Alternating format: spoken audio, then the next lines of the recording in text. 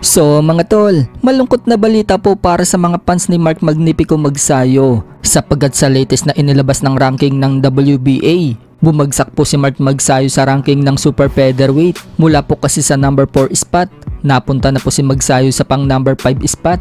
Ibig sabihin lang yan mga tol, mukhang nalalayo pa si Magsayo sa world title shot sa WBA. Pero ang kagandahan naman mga tol, nakaposisyon na po si Magsayo sa WBC. Kung pupunta po kasi tayo sa ranking ng WBC mga tol, nasa pang number 2 spot na po siya. At malaki ang tsansa na doon siya makakuha ng world title fight kapag napalaban na si Magsayo sa title eliminator.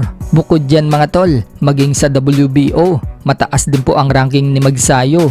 Nasa pang number 3 spot po siya ngayon doon. Pero syempre mga tol, mauuna muna ang isang Pinoy na si Charlie Suarez na mapalaban sa world title sa WBO. Si Suarez po kasi ang mandatory sa WBO ngayon mga tol. At posibleng makalaban ni Suarez mga tol ang kampiyon sa WBO super featherweight na si Emmanuel Baquero Navarrete. Sa ngayon mga tol, wala pang balita kung nakikipagnegosasyon na ba ang kampo ni Suarez kay Navarrete. Yan pa ang hinihintay natin. Sa kabilang banda naman mga tol, dating tinalo ni Albert Pagara na si Akiliete Yeleja ng China. Pinoy na naman po ang makakalaban niya ngayong February 8. Yan po ay si Genesis Servania. Muli pong dadayo ng Pilipinas ang Chinese na si Yelejan at sa Cebu City po sila maglalaban para sa titulong WBO Oriental Lightweight Championship. Nagbanta nga po agad yung Chinese mga tol na ina-knockout daw niya ang kababayan nating si Genesis Servania sa harap ng mga Pilipino. Sa iba pang banda naman mga tol, matapos nga pong ipakita ni former 3 Division World Champion Jan Casimero ang kanyang sparring dito kay former World Title Challenger Richie Meparanum, kung saan halos tumiklo po si Meparanum sa lakas ng suntok ni Casimero sa katawan nito. Sinabi nga po ni Casimero mga tol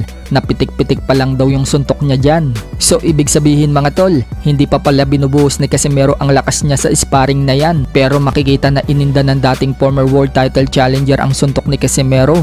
Sa mga hindi pa po nakakaalam mga tol, makakalaban po ni Richie Meparanum ang former world champion na si Jerwin Angkahas. Magaganap na ang laban nila sa January 18 sa Iligan City. Sa iba pang balita mga tol, Devin Haney, pinabibilis ang footwork niya. Sa isinasagawa nga pong training ngayon ni Devin Haney mga tol, makikita na pinabibilis niya ang footwork niya.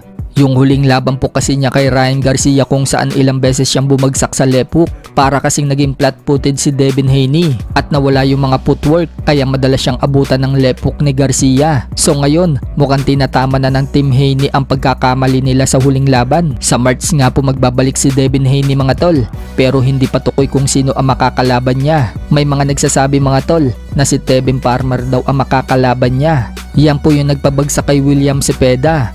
May bali-balita din mga tol na posible umanong makalaban ni Devin Haney ay si Adrian Broner. So abangan na lang po natin mga tol ang official announcement kung sino ba talaga ang makakalaban ni Devin Haney.